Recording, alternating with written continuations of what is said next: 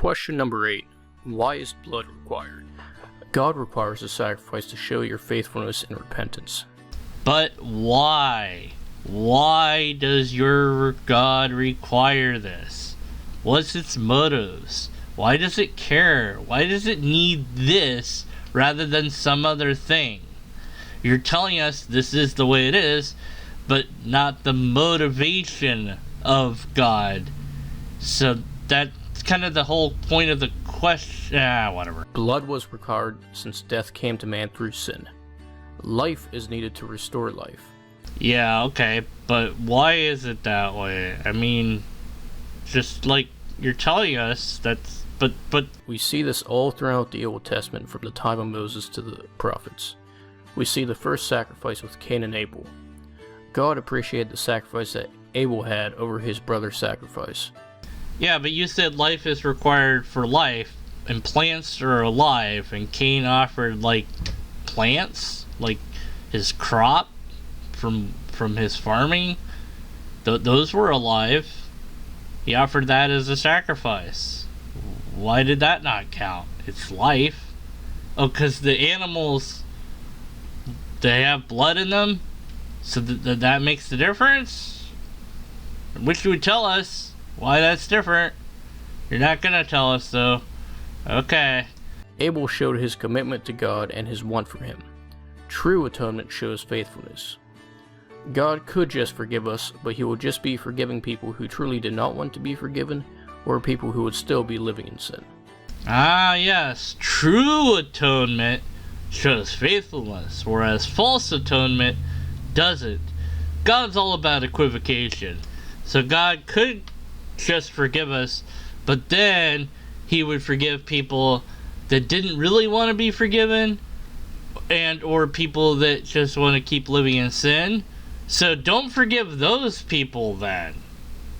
Just forgive the other people that want to be forgiven.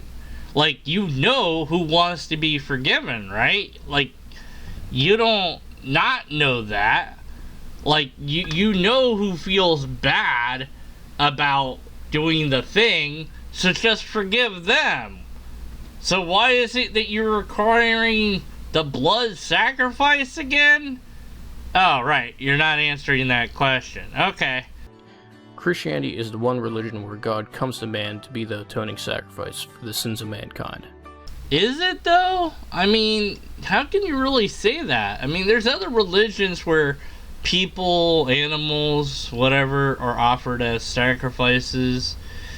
That's not God, per se, but there are, like, hundreds and thousands of Native American religions, and African religions, and religions of the past.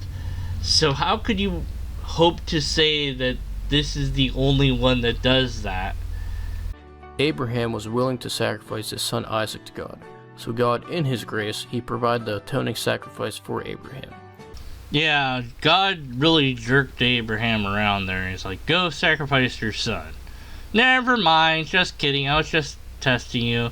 Even though God knew what Abraham was going to do, God knew how faithful Abraham was, so the whole test isn't necessary from the start, but that's not the point. The point is that obedience to God is paramount over your own thoughts, feelings, and desires. I don't want to sacrifice my kid. I think sacrificing my kid would be bad. But it's God, so I guess I have to do it, even though I think it's wrong, because whatever God says to do must be right. And there's been parents, women, and men and that have killed their kids because they think that God told them to do that. And God doesn't clarify that this is a one-time deal, that he's not going to do it again or anything like that. I don't know, it's just a bad idea, bad precedent to set there. I guess God didn't think that one through. Oh well, but why did God want that at all? Like, why? Just why? Notice how we don't have to give an atoning sacrifice today because of what God did through Christ. We are forgiven because God first loved us. Finally, since God did this, he is able to forgive us without a blood sacrifice. because he gave it already. I love how the question wasn't answered at all. That's just great. It's just like, well, why did God do this? Because he did. See? He did it. He already did it. He doesn't need to do it again. You don't need to do it because he already did it. Isn't that great?